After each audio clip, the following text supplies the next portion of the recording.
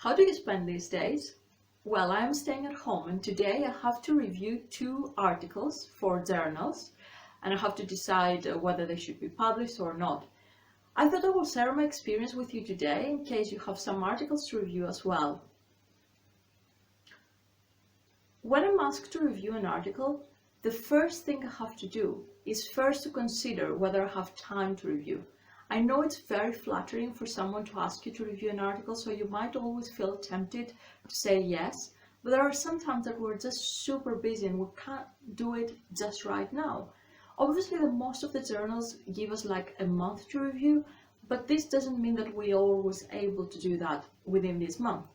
So if I don't have time the next couple of weeks, I just assume I'm not available to do it, because I don't want to commit myself and then obviously delay the publication of a specific article.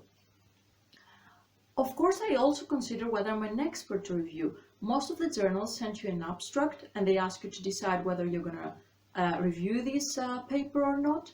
So there are 2 things I consider. The first thing I consider is whether I'm an expert in the method. So if I'm an expert in the method, I'll accept to review an article, or whether I'm an expert concerning the topic and the content of the article. Again, in this case, I'm going to accept to review. There might be cases that they might ask you to review an article that you don't feel so confident of reviewing. I would suggest content and method are the 2 things to consider given the abstract they share with you. So you have accepted to review a specific article and you have considered that you're an expert. So what do you do next? Well, usually what I do next is obviously I go to the specific journal and I check a little bit about the journal. So in most of the cases, I'm actually familiar with the journal I'm asked to review, so I know what they usually publish and what is the scope of the journal. But it's always good to just go on their website and look the scope of the journal and then obviously look some previous volumes. In that case, you're able to understand what the readers of this journal expect to read. Concerning the review process itself, most of the journals will give you some rubric. Just try to take maybe 5 minutes to understand clearly what do they want in the rubric and what questions you have to respond. So as you read, you're actually trying to find out the answers to these questions as well. Something that I consider very important is before reading to try to leave your personal preferences behind. I know most of us have preferences for specific methods, and when we think of a topic or of a project, we usually think how we would have done this specific project. Well, I think we should always try to leave these ideas behind before we start reviewing. The purpose of reviewing is not just to think how we would have done the project, but to see whether the authors have designed a good research and whether they have responded to the research questions successfully and whether the research questions are important and within the scope of the journal. If a project is of high quality, even if it's not designed in the way I would have done it, I would still accept it for publication with minor or major revisions, or just with no revisions, even though that's really, really rare, because I think most of the manuscripts can be improved. Then you read the manuscript, and I try to enjoy the manuscripts as much as I can, because we know we're reviewing in our free time, we are not paid to do it, and usually it's related to a content or it's done with a method that we are familiar with. So why not just enjoy this process and just see what's happening in our field at this specific time. So it's quite good to see what's out there and what is this new piece of research is talking about.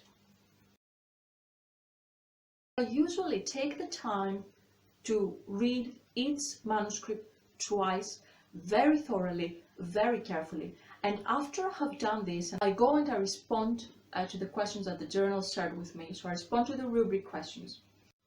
So what decision should you make? Well, I think after reading carefully a couple of times the manuscript, I usually have a good idea of whether this manuscript should be published or not. If there is not a major flaw, I usually say that this manuscript should be published. So if it is a well-designed research, if it is a research that negotiates a very important topic and the sample is sufficient and some basic stuff about research, follow the rubric for this stuff, look okay, then I usually accept it. Then it will be minor or major revisions usually. As I said, I always think that most of manuscripts can be improved. So I will just give some feedback for some corrections and some improvement. If a manuscript has a major flaw, unfortunately I will have to reject it. So what I mean by saying a major flaw may mean the research design does not fit the research questions. So if it doesn't use a good measurement tool, it's also very likely not to accept it, because I still consider, well, if the measurement tool is not valid, it's not reliable, well, how can I trust the results? And then I have to give feedback to the authors. I always first give some good and positive feedback. Almost all of manuscripts have some good points, so try to find them. And then I try to give a few points for improvement. Obviously, if I suggest major corrections, I would have to give some major reviews to be done. Whilst if I suggest minor corrections, again, I provide specific corrections according to the decision I have just made. But I think I always try to give feedback that is constructive. So I try to avoid negative criticism. I try to show the authors what I think would really improve the manuscript. And what it is really important for me is to avoid using the authors, but whenever I can, I use the passive voice. So I say this manuscript or this piece of research, because it's not personal. I don't really know the author or authors most of the times, and hopefully you are also involved in blind peer review. So you don't know the authors, you are trying just to judge this specific piece of research. I've set up my own Pablons profile, and whenever I review and I get that thank you email with saying thank you for reviewing, I always try to just immediately forward it to Pablons, so I will get this recognized on my profile. So for those that you haven't seen one, I'm showing you here my Pablons profile. You can see my name, my affiliation, number of publications, number of verified reviews, number of verified editor records and the research fields, and the tab summary. You can also see in this tab the total time cited. It appears as 0 on my profile, but if I show you here the Google Scholar profile I have, and the citations appear here, you are actually able to see that I have some citations. So I'm not very sure how Pablons work about citations, because I have some, but they don't appear on my profile. However, the profile and the account is still useful, because in the publications tab it summarizes all the journals that someone has published in. And also there are the tabs metrics and peer review. So in the peer review tab, you can see the verified editor records and the verified reviews. So in my case, for example, you can see that I have served as an editor for Sage Open, and I'm quite regularly reviewing articles for the Review of Education journal. The number in brackets tells you the number of times that someone has reviewed for this specific journal. Conferences are also included, so the one that you see, British Educational Research Association, here on the screen, it's actually the BERA conference.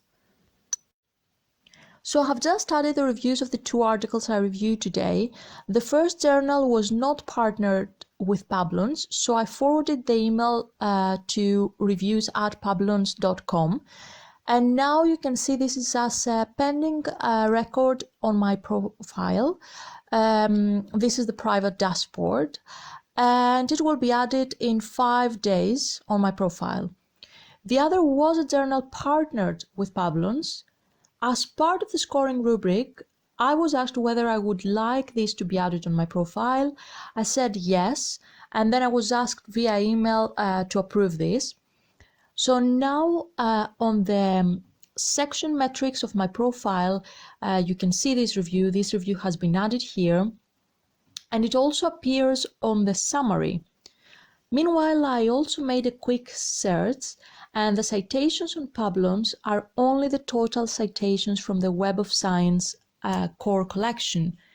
I would say that I definitely prefer for publications and citations to use Google Scholar and ResearchGate, but for verified reviews and editor records, I love Babylons. As a reviewer, I always remind myself that reviewing is also a learning process for me, so I'm committed to give constructive feedback and learn throughout the process. I also try to be kind as I review, and that would be my recommendation to you as well. Someone spent weeks or months in this project, so try to be kind to them and enjoy the process.